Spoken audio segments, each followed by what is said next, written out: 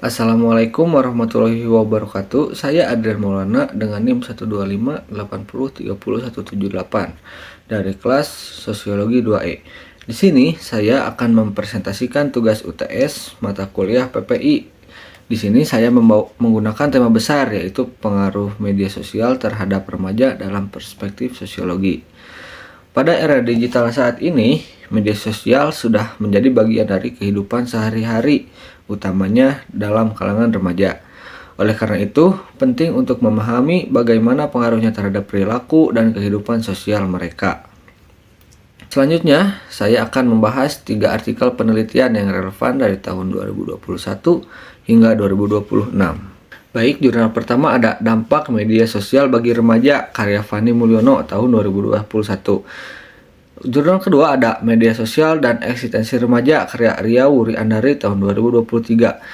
Jurnal terakhir ada Pengaruh Media Sosial terhadap Identitas Sosial Remaja, karya Ayu Zeruya Mirahiga tahun 2025. Penelitian pertama menjelaskan tentang dampak media sosial bagi remaja. Hasil penelitian menunjukkan bahwa media sosial memiliki dampak positif seperti memudahkan komunikasi dan akses informasi, namun juga memiliki dampak negatif seperti kecanduan dan menurunnya minat belajar. Penelitian kedua membahas tentang eksistensi remaja di media sosial. Dalam penelitian ini dijelaskan bahwa banyak remaja menggunakan media sosial untuk menunjukkan keberadaan diri mereka. Mereka ingin mendapatkan pengakuan dari orang lain, misalnya melalui jumlah like, komentar, atau followers. Penelitian ketiga membahas pengaruh media sosial terhadap identitas sosial remaja.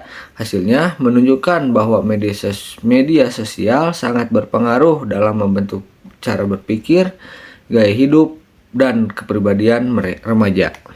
Dari ketiga penelitian tersebut dapat disimpulkan bahwa media sosial tidak hanya sebagai alat komunikasi, tetapi juga sebagai faktor yang membentuk identitas dan perilaku sosial remaja. Selanjutnya, saya akan menjelaskan teori sosiologi yang digunakan. Yang pertama ada teori interaksi sosial yang menjelaskan bahwa media sosial menjadi ruang baru bagi individu untuk berinteraksi dengan orang lain. Kedua adalah teori konstruksi sosial yang menyatakan bahwa realitas sosial termasuk identitas remaja dibentuk melalui interaksi di lingkungan termasuk di media sosial.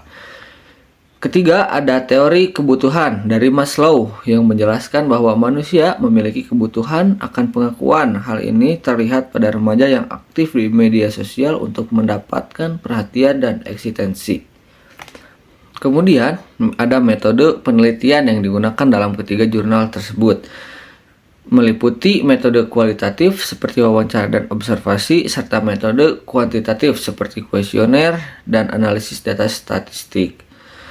Adapun tujuan dari penelitian ini adalah untuk mengetahui dampak media sosial terhadap remaja, memahami perubahan perilaku sosial, serta menganalisis bagaimana identitas remaja terbentuk di era digital.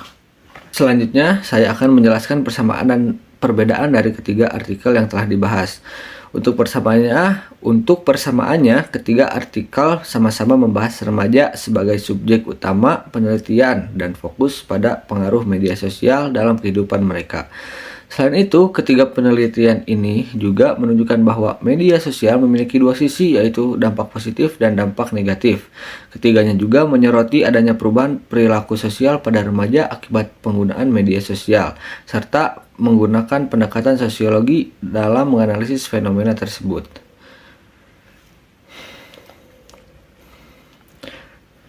Sedangkan untuk perbedaannya, masing-masing artikel memiliki fokus penelitian yang berbeda. Artikel pertama lebih menekankan pada dampak media sosial baik positif maupun negatif, seperti kemudahan komunikasi dan juga risiko kecanduan.